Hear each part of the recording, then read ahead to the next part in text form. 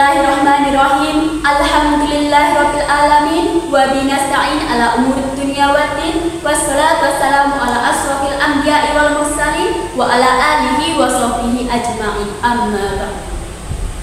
Segala puji kita panjatkan kehadirat Allah Subhanahu wa taala, Tuhan semesta alam yang telah memberikan kita nikmat dan juga hidayahnya. Tak lupa salawat serta salam senantiasa kita curahkan kepada Nabi Muhammad SAW. Semoga kita semua termasuk salah satu umatnya di yaumul qiyamah nanti. Amin amin ya robbal alamin. Perkenankan saya Renda Masfari Putri Dino untuk menyampaikan dakwah dengan tema kolaborasi budaya dan dakwah untuk generasi muda. Saudara-saudariku sekalian, hari ini kita tak lagi berada di hamparan padang pasir, tapi di tengah dunia digital yang terus berputar. Kita tak lagi berjalan bersama dengan unta, tapi kita berselancar di dunia maya. Ketika hari ini kita mendengar tentang budaya anak muda, apa yang melintas di pikiran kita? Apakah itu tentang tren, konten viral, TikTok? Apakah Islam bisa untuk menyesuaikan budayanya dengan budaya-budaya anak muda zaman sekarang? Jawabannya bisa. Islam adalah agama yang fleksibel. Islam tidak melulu tentang budaya yang kaku maupun budaya tradisional. Islam tidak melulu tentang berdakwah dan berorasi di depan banyak orang. Wali Songo sendiri untuk menyampaikan dakwah di Indonesia, mereka menggunakan karya-karyanya. Melalui gamelan, melalui pewayangan, melalui tembang, mereka mengajarkan Islam kepada masyarakat Indonesia. Lalu bagaimana dengan dakwah? Apakah kita bisa menyesuaikan dakwah dengan perubahan-perubahan di dunia digital ini? Bisa, bahkan harus. Dakwah sendiri bukan hanya tentang berorasi di depan banyak orang. Intisari dakwah itu sendiri adalah menyampaikan ilmu pengetahuan Islam. Kita bisa menjadikan budaya digital ini, kemajuan teknologi ini sebagai kendaraan baru untuk dakwah kita.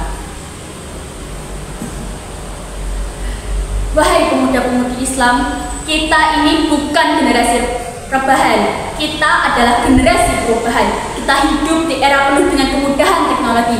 Jelas kita harus memanfaatkan kemudahan teknologi tersebut untuk berdakwah. Daripada anak-anak muda zaman sekarang menonton video-video maupun konten-konten yang tidak berfaedah, lebih baik kita penuhi Instagram mereka, TikTok mereka, YouTube mereka dengan konten-konten dakwah yang menambah ilmu pengetahuan dan juga semangat beribadah. Kita sebagai anak muda diberi kebebasan untuk berkarya dalam bentuk apapun dan dalam kesempatan apapun. Maka dari itu kita manfaatkan karya tersebut sebagai salah satu jembatan baru untuk dakwah kita.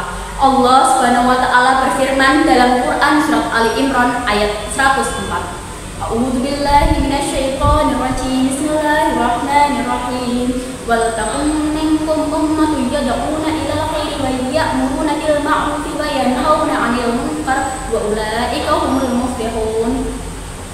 Hendaklah ada di antara kamu segolongan orang-orang yang menyeru pada kebajikan, menyuruh perbuatan yang makruh dan mencegah dari yang mungkar. Mereka itulah orang-orang yang beruntung. Pada ayat ini Allah memerintahkan orang mukmin untuk mengajak manusia untuk berbuat kebaikan, menyuruh perbuatan yang makruh dan mencegah dari segala perbuatan yang mungkar. Barang siapa yang melakukannya, maka mereka itulah orang-orang yang beruntung. Untuk berdakwah kita tidak harus menunggu untuk menjadi ustaz maupun ustazah. Asalkan kita punya satu ilmu, maka sampaikanlah. Karena Nabi Muhammad SAW pernah bersabda, sampaikanlah dariku walau satu ayat. Maka dari itu, setiap dari kita itu punya peran untuk berdakwah dan menebarkan cahaya Islam. Saudara-saudariku sekalian, budaya adalah panggung, dakwah adalah pesan, dan kita adalah pemainnya.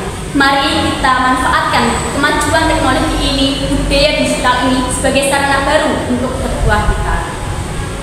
Sekian dakwah yang dapat saya sampaikan. Jika ada lebihnya itu datangnya dari Allah Subhanahu wa taala, dan jika ada kurangnya saya mohon maaf sebesar-besarnya.